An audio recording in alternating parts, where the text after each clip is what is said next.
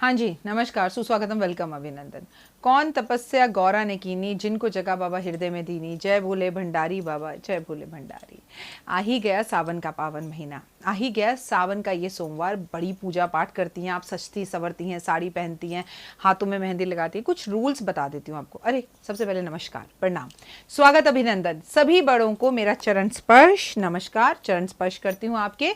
और सभी छोटों को मेरा खूब सारा आशीर्वाद और प्यार। और हम सफर हम मैं डॉक्टर वायरा के आपका स्वागत अभिनंदन करती हूँ। सावन के सोमवार, पहले सोमवार क्या करें, दूसरे सोमवार क्या करें, चलिए जल्दी से नजर आते हैं। सबसे पहली बात तो दुनिया आपको बताएगी सुबह मंदिर जाओ, आपकी मम्मा ने भी बताया होगा और लोग पूजा करते भी हैं। लेकिन मैंने लोगों को देखा है, ठीक है, मैंने मम्मियों को देखा है, भगवान शंकर भगवान मुझे 2 बजे याद आएंगे, 3 बजे याद आएंगे, 12 बजे याद आएंगे। ऐसा थोड़ी होता है दोस्त। सावन में साल में एक बार सावन आता है। क्या 4 बजे उठकर मंदिर नहीं जा सकती हैं आप? 5 बजे घर में उठकर पूजा नहीं कर सकती हैं आप? घर में घी का दिया नहीं जला सकती? क्या वाइब्रेशंस होती हैं, पता है आपको? कितना अलग ही माहौल होता है। जो लोग सुबह उठकर जल्दी पूजा करते हैं, जो करते हैं उनसे पूछो। For example me, it is like anything that पूरा घर सो रहा है, आप उठे, नहाए धोए, अपने कपड़े वपड़े रात को निकाल के रख लिए, आप भजन चला रहे हैं हल्की आवाज में ही चाहे, और आप घर में घंटी बजा रहे हैं, शंख नाद कर रहे हैं और शंकर भगवान की पूजा कर रहे हैं। छोटा सा अपने अपने घर में ही शिवलिंग रखा हुआ है और जाप कर रहे हैं, भगवान से फेस टू फेस बातें कर रहे हैं, you will get the answers. Seriously मैं तो करती हूँ।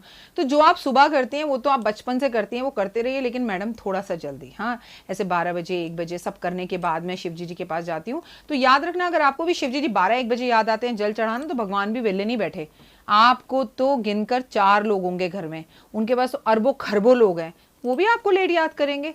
जल्दी चाहिए तो मंदिर भी जल्दी चाहिए। सुबह के लिए मेरा यही रूल है भाई। मैं तो गोधूली बेला की बिलीव करती हूँ, और गोधूली बेला 4:30 से 7:40 के बीच में आप इन उपायों को कीजिएगा।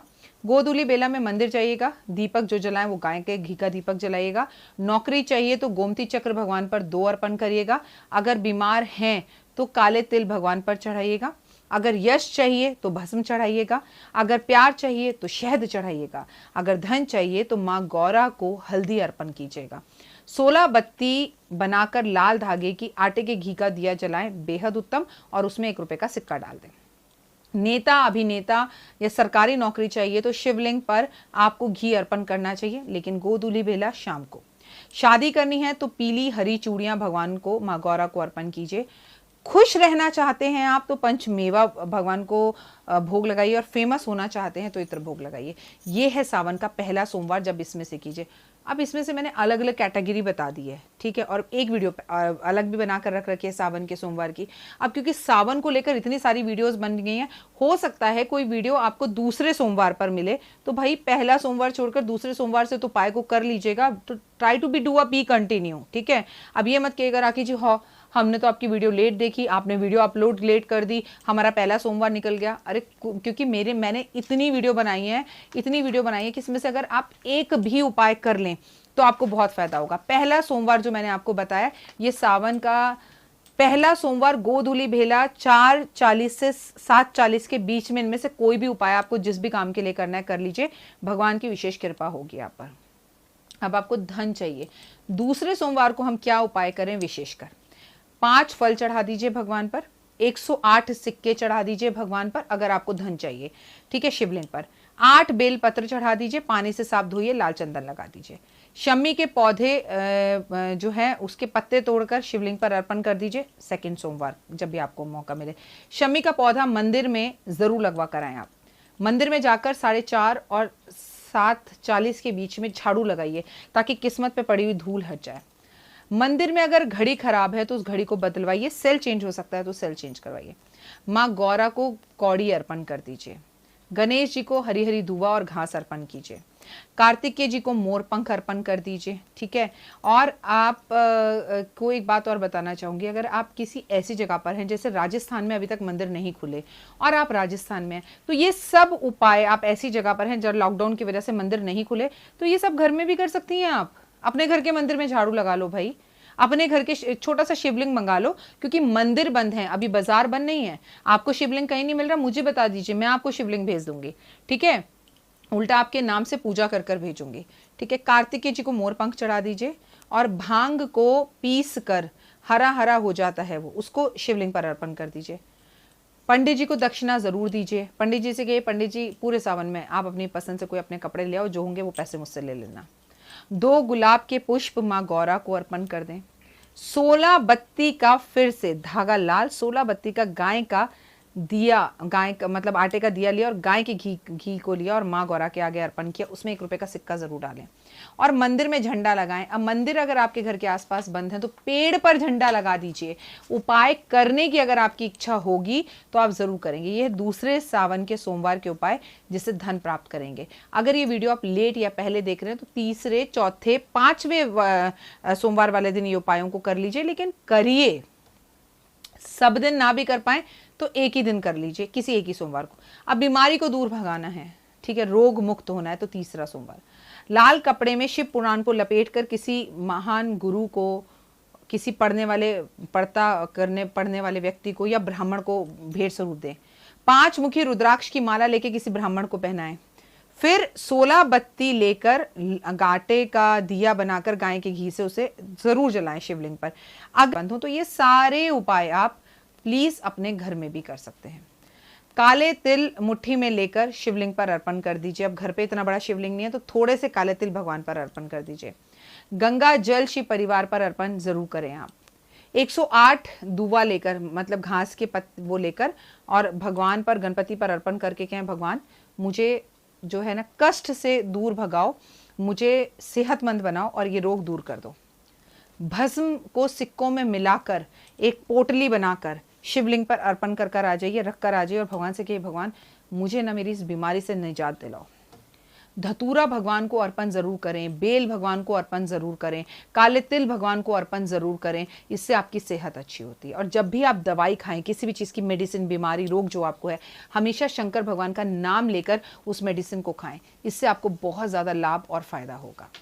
मैं हूं डॉक्टर वाय राखी और इस वक्त आप मेरा जो यूट्यूब देख रहे हैं, जिसमें मैं आपको सावन के सोमवार के चमत्कारी उपाय बता रही हूँ। हम पहुंच गए चौथे सोमवार पे। इससे आपको सुख ही सुख मिलेगा। ये वाला जो सावन का सोमवार है वो सुख देने वाला है, ठीक है। शाम के टाइम में मंदिर में जाएं और 5 तरह के फलों का रस ले लें, घर के अंदर ही बना लें वो रस, या बाजार से बनवा लें और उसे भगवान पर, शिवलिंग पर अर्पण कर दें। आँख के फूल या पौधा भगवान को अर्पण, या फूल या पत्तियां या पौधा अर्पण जरूर करें। कमल के 108 फूल अर्पण करें। ना हो सके तो एक कमल का फूल लेके उसकी 108 पत्तियां तोड़कर भगवान पे अर्पण कर बोलें कि भगवान इसे मेरी तरफ से 108 फूल ही समझना। वो भाव के भूखे हैं, ठीक है। गाड़ी या वाहन का सुख चाहिए तो चमेली के फूल भगवान पर अर्पण करिए। अगर आपको अपनी ज़िंदगी के अंदर बहुत ज़्यादा सुख सुविधाएं चाहिए, एक्सेस चाहिए, मतलब दो मंजिला घर है, मुझे 4 मंजिला चाहिए, 2 बेडरूम घर है, 4 बेडरूम चाहिए, तो अलसी के फूल भगवान पर चढ़ाइए। हार श्रृंगार के फूल भगवान पर चढ़ाइए। शम्मी के पत्ते अगर भगवान पर आप चढ़ाएं इस चौथे सोमवार वाले दिन 440 से 740 के बीच में, तो आपको बहुत सुखों की प्राप्ति होती है। अब फिर से 16 धागे की बत्ती लीजिए, गाय का घी लीजिए और मिट्टी का दिया। वैसे अगर आप आटे का ही दिया लेंगे तो सबसे बेहतर है, और गौरा माँ के सामने उसे अर्पण करने से आपको सुख ही सुख मिलेगा, आपकी जो इच्छा होगी वो मिलेगी।